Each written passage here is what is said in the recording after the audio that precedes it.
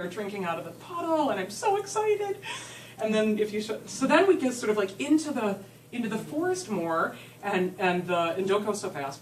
Go back. Go back. She's very excited. And the guide is saying, "Okay, we're here," and I'm like, "This is it? I thought it was supposed to be more." And if you look, if you point to there's clumps, like in here, there's clumps of butterflies. Because they look like clumps of leaves, but they're butterflies. And you can't quite tell just when you're coming on the space that this isn't really a part of the tree. Oh, and wow. if you go to the next one, you see a little, now maybe you can discern right between what is tree and what is not. And the thing is, when they're all hanging in the tree, they're sort of the color of the bark, so it's also hard to tell. And then if you go to the next one,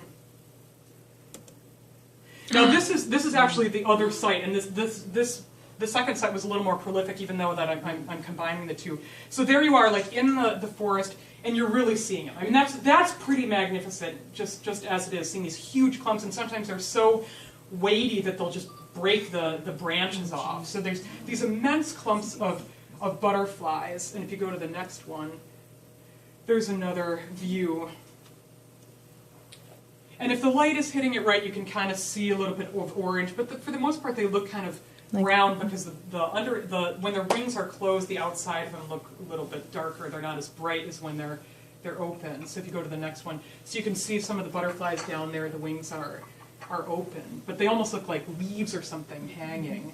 And then if you go to the next one, you can see it closer.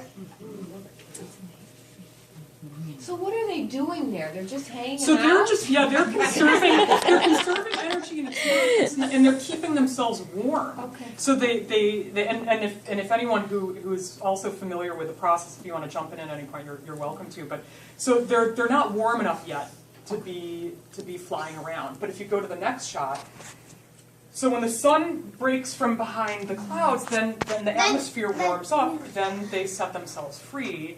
And wait, those are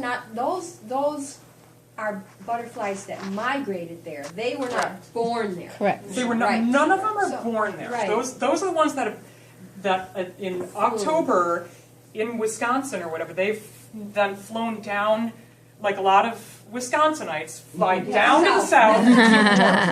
And so they're just generating energy from the sun? Exactly, Okay. right. So now it's warm enough, and when it is warm, when the sun comes out, a couple times, throughout the day, when the sun comes out emerges from behind a cloud, then they'll come out because it's warm enough for them to fly around. And so that's what's happening here. And if you go to the next slide, can you see all the butterflies in there? So that's the sun is out, the sky in the atmosphere are warm, and the butterflies are flying around. And if you go to the next one, I think it's another shot of the same thing. Oh, so pretty. Wow. Isn't that insane? It really is like the